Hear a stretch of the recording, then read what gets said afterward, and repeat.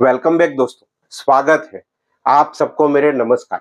आज की वीडियो में हम जानेंगे कि विटामिन डी का ओवरडोज के बारे में। विटामिन डी का ओवरडोज शरीर को बना सकता है इन 9 बीमारियों का अड्डा, तो कोमा तक भी जा सकते हैं। हाइपर विटामिनोसिस एक गंभीर स्थिति होती है।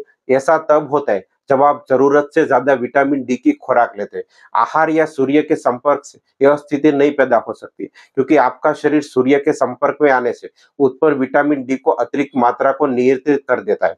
विटामिन डी आपके स्वास्थ्य के लिए बहुत जरूरी होता है। स्वस्थ हड्डियां और दांतों को बनाए रखने के लिए विटामिन डी आवश्यक है। यह शरीर में कई अन्य पूर्ण महत्वपूर्ण भूमिका भी निभाता है, जिसमें सूजन और इम्यूनिटी को नियंत्रित करता है और शामिल भी हो सकता है। सूर्य की रोशनी से आपको शरीर पर विटामिन डी का उत्पादन करता है, लेकिन ज्यादा देर तक उसे संपर्क में रहने से स्किन संबंधित कई तरह के रोग होने लगते हैं।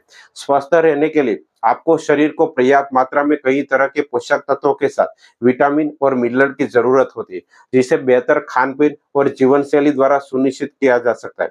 कुछ स्थितियों में शरीर में विटामिन को अवशोषित नहीं कर पाते, ऐसे में विटामिन की पूर्ति उनके सप्लीमेंट द्वारा पूरी की जाती है। अधिकांश लोग बिना डॉक्टर की सलाह के बिना विटामिन की खुराक लेना शुरू कर देते। विटामिन शरीर के लिए आवश्यक होते हैं, लेकिन केवल तभी जब उन्हें एक निश्चित मात्रा के प्रदान किया जा सकता है। सब कुछ विटामिन की आवश्यकता खुराक और शरीर से अधिक हो जाता है, तो यह तो शरीर में निकल जाती है और या फिर विस्थापित हो जाती है। ऐसे में आज हम आपको बताएंगे कि क्या होता है जब शरीर में विटामिन डी की मात्रा बढ़ जाती है। शरीर में विषाशिक होने वाले विटामिन डी की स्थिति को हाइपर विटामिनोसिस डी कहा जाता है। विटामिन डी कब बन जाता है जहर? विटामिन डी इस समय पे आपके शरीर के लिए जहर बन जाता है जब उसका स्तर सामान्य से अधिक हो जाता है, जो वयस्कों के लिए 20 से 40 एनएजी यानी कि एमएल के बीच होता है। इसलिए विटामिन सप्लीमेंट को डॉक्टर से सलाह लेने के बाद ही लेना चाहिए। विटामिन डी ओवरडोज के लक्षण क्या है? विटामिन डी के ओवरडोज के लक्षण जी मिसलना, उल्टी होना, कब्ज होना, भूख न लगना, अनियमित मल त्याग करना, भ्रम, डिप्रेशन, मानसिक रोग, कोमा में होना। नेचुरली सोर्स से विटामिन डी, यदि आपको कोई मेडिकल कंडीशन नहीं है जिसकी वजह से आपको शरीर में विटामिन को प्राकृतिक रूप से अवशोषित न कर पाते, तो उसके सप्लीमेंट न ले। शरीर में विटामिन डी की पूर्ति नेचुरली तरीके से करना बेहतर विकल्प होता है।